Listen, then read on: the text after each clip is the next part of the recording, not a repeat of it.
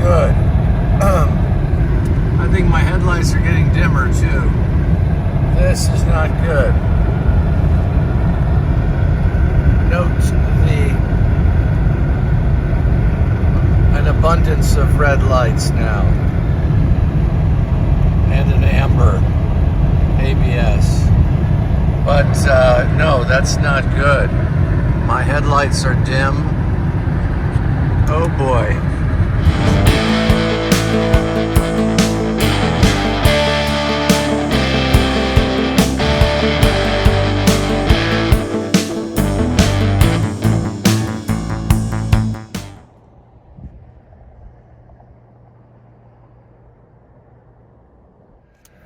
Well, my trusty van is temporarily lifeless.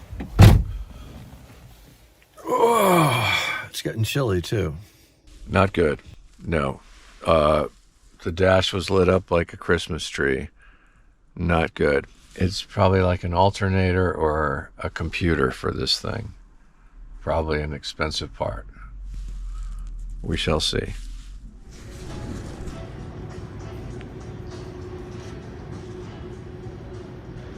A lot of stuff here. I slept in a Walmart parking lot. First night on the road in 2023. I'm in Iowa. But the middle of the country is incredibly boring. Somewhere in Iowa.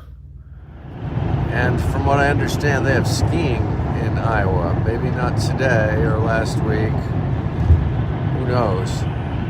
In a Walmart parking lot. You would think REI would have a warm sleeping bag. Some people worry about me freezing in the van. I'm not going to freeze. It's very doable if you have the right gear, which is mostly a warm sleeping bag and of course something to go underneath it. These are all rated to 20 or 30 Fahrenheit above. And it's only like 32 degrees, something like that. It's not very cold at all. Most of it is not required. You need a warm sleeping bag and mittens. That's it. Driving sucks. Only a lunatic would do what I'm doing. I think I have 100 miles of towing, is that correct? You have one tow that can go up to 200 miles. Okay. And then if you had up to 3 additional tows, that would be for 100 miles. Probably alternator, maybe more. Maybe more than, oh, hang on. Oh, you know what? That's the tow truck. Can I call you back? Bye. Oh, I have a new name for the project. I think I should call it, It's a Blunder Full Life. Well, tow truck guy should be here in a little bit. It's pretty thin now everywhere except in the west. But because of weather, I'm gonna go over here. Ski this area. To quote the Lizard King, the west is the best. But anyway, I'm gonna be driving like a crazy person. A great distance to get to the better mountains where they have better snow. What's your name? Hi, I'm Dante Mendoza. Well, thanks for coming to get me. YouTube channel is just you and your experiences driving around and all Yeah, that? skiing with old friends, meeting new people. Oh, nice. It's easy to fly across this country in a few hours, but if you want to drive, it takes forever. I think it's wisest to ski near where you live. But right now, flying looks like a beautiful alternative to driving. I've had some aches and pains for a couple weeks, and it's only getting worse as I drive. Driving sucks. You should ski near where you live. That is my sound advice for today. My back and my butt are sore from driving. I just started yesterday, less than 24 hours ago. Have you been to Alaska? Yes, yes. I went there for my 16th birthday. Awesome. I loved it. I wish I could go up there and move up there and live the rest of my life up there. It's so beautiful. Yeah. Did you drive up or take a boat or what? We flew up there. Flew up? Yeah.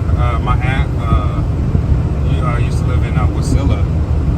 So, she was like, hey, guys, come out and, come visit Alaska, and not a lot of people can say they've been to Alaska. So I was like, why not? And, best experience and everything of my life. Still in Nebraska. This is one very large, wide state.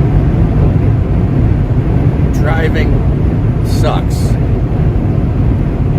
And I'm reminded of one of the wittier lines from Repo Man, directed by Alex Cox, produced by Michael Nesmith back in the mid-'80s. And the more you drive, the more stupid you get. I think that was the line. I have this luxurious chalet on wheels. It's my lodge, my condo, my shelter, my cabin. And it's a little cramped, but it works. It's an old vehicle with fresh snow tires, recent brakes. I have confidence in this thing. Oh yeah, especially to do it with someone who, a relative who knows it. Yeah, it was beautiful during the summer. The thing I had to get used to is how the sun stayed up all day. It was like 3 o'clock in the morning, and it was still bright outside. But other than that, it was just beautiful and nice. I would recommend 10 out of 10 to go visit. Yeah, it is beautiful. I went there many years ago in the summer. Donnie was very impressed with Alaska, and as was I. I mean, who could not go to Alaska and not think, wow, this is amazing? But he might move to Texas. And moving to Texas never seems like a great idea to me. Even if you have family there, even if there's no income tax. But I think Texas is a great idea compared to Fort Morgan, Colorado. It was, most impressive. Yes. Like I said, I would recommend that to anyone. It was the best experience of my life. Yeah. Okay, so it's Dante. Would you prefer Dante or Donnie? I prefer Donnie. Okay, well, Donnie, thank you so much for all your help. Of course. All right. You guys take care. Stay warm. Nice to see you guys.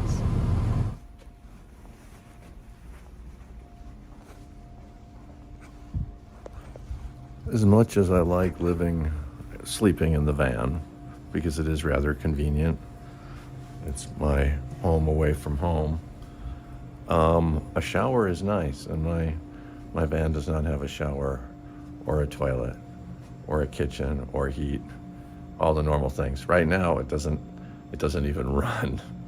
It's not only a barely adequate place to sleep, it is no longer, it is temporarily not a motor vehicle. It sounds so serious. I think I will take this opportunity to start this awesome book.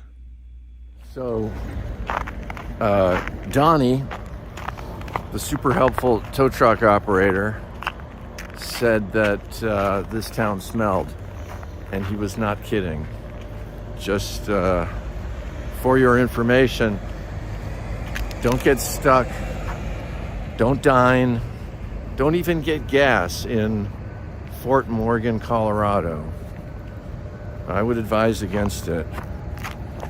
My olfactory senses have not been assaulted like this in quite some time. Well, I just spoke with this gentleman cleaning up there, a fellow by the name of Kip. And he told me to come back and talk to Todd, the manager, at 7:30, which is in about half an hour. I did not want to tell this gentleman I really want this taken care of ASAP because your town smells like hell. I did not want to say that, but it is the truth. If Donnie had warned me about this smell before we got here, anyway. I have spent time in agricultural communities and industrial spaces, and I have encountered organic and chemical odors that would make most people shudder or retch. But this town is pretty damn bad. I think they have a sugar beet factory here, and occasionally there's also a slaughterhouse. So at the slaughterhouse, I was told when they burn off the blood, it's a bad smell. This is from someone who is accustomed to the normal smell here. Anyway, okay, it's good to know.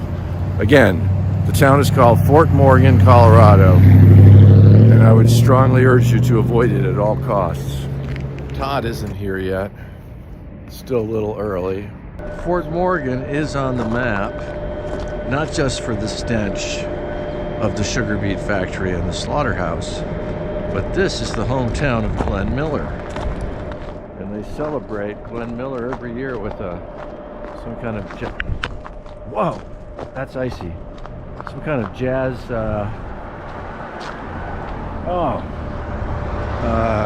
some kind of swing thing. Damn, that was one of those recoveries that hurt more than the fall, I think. So I am at the Toyota dealership. They have Fox on, and no way to mute it or turn the volume down. So it's not the end of the world. Oh, no, it's not. Okay. Thanks a lot, Todd. All right, thank you. For those of you that are mechanically oriented, what went wrong here? The alternator screw, that bolt that holds it in, failed. It broke off inside the alternator. The mechanic tried to get the bolt out, but then eventually it was unsuccessful in that and got a new alternator, which not a bad idea on a car with 250,000 miles. Doesn't hurt to have a new alternator. I will be leaving Fort Morgan, and its incredible smells. I say smells plural because it's got both the slaughterhouse and the sugar beet plant. I'm out of here. So that's it. New alternator and a couple belts that were damaged. I'm on the road again. A more apt title could be Charles Drives America. In some ways, this is no different than a beachy tourist town, a coastal one, except for one huge difference. We're in the freaking mountains, and mountains are much better than beaches. Sorry, beach lovers, you're wrong. Well, that was Idaho Springs, Colorado. It sounds like Idaho Springs is in the wrong state, but it is not. It is in Colorado, most assuredly. And we shall resume our voyage on Interstate 70, deeper into the mountains of Colorado. When driving through Nebraska, one wonders, why the hell am I doing this? This is crazy. This is terrain that one should fly over. However, once you get to the mountains, it's absolutely gorgeous. It's stunning. Look at this. Fancy iPhone can't quite do it justice. No camera can. So this is like my waking nightmare about recurrent waking nightmare about one of those giant mammals with antlers. Okay. That is my nemesis.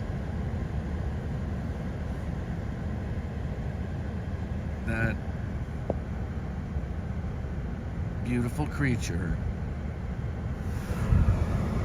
or one just like it. Yeah. You go over there. Stay over there. Prancing across the road right in front of me. And right at the apogee of its prance, its antlers are at the same altitude as my chest. And this beast of many hundreds of pounds crashes through the windshield, piercing my heart, and I bleed out, wondering why didn't I fly to my destination like a normal person? The chance that that's going to unfold as I have foreseen are most unlikely, but it is henceforth documented. Forthwith?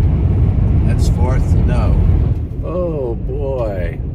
About 45 miles to Steamboat Springs on this treacherous, icy, and desolate road. I'm at Steamboat. It's called night skiing. Usually big fancy places don't have night skiing. The idea is they're destination resorts. You go there and you ski during the day. You're supposed to eat and drink it when it gets dark. Racers training, people that want to ski, but they also have to work. It's probably single digits or 10 degrees or somewhere in that. And I'm perfectly comfortable. I also have a hot water bottle down in my sleeping bag, keeping my feet warm, which is nice. What else can I say? I don't know. On the road, my knee is going to hurt too much tomorrow morning to ski, so I'm moving on from Steamboat, which is a very fancy town and a very fancy bunch of mountains, fancy ski resort. Here we are at Steamboat Springs, Colorado.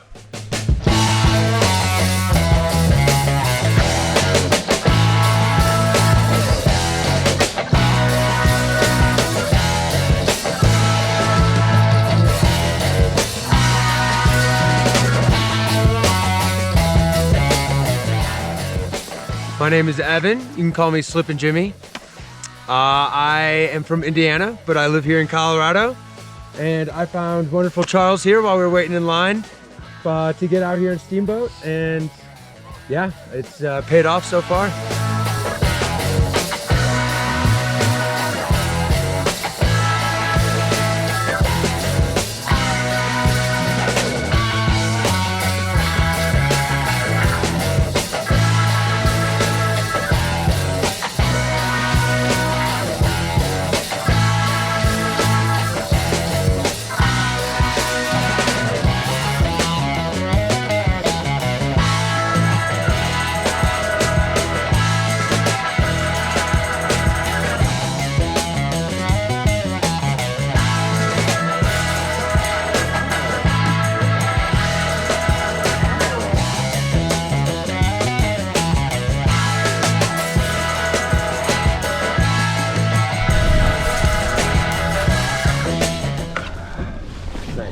Out.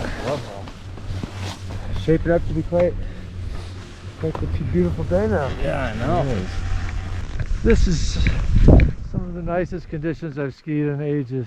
I know, and in early January, can't beat it. Yeah. So you started skiing with your dad. Yep. Did that as much as possible growing up, just like a couple times a year or so. But always just like absolutely loved it. And then I came out and visited a friend like soon after I graduated college out here and did my first like run, and I went to A-Basin of all places, which is probably not the best mountain in the West to start out on. Yeah, this is good stuff. Yeah. I probably have to stay another night. I don't know how I could leave. I'm here finally in the Beehive State, Utah.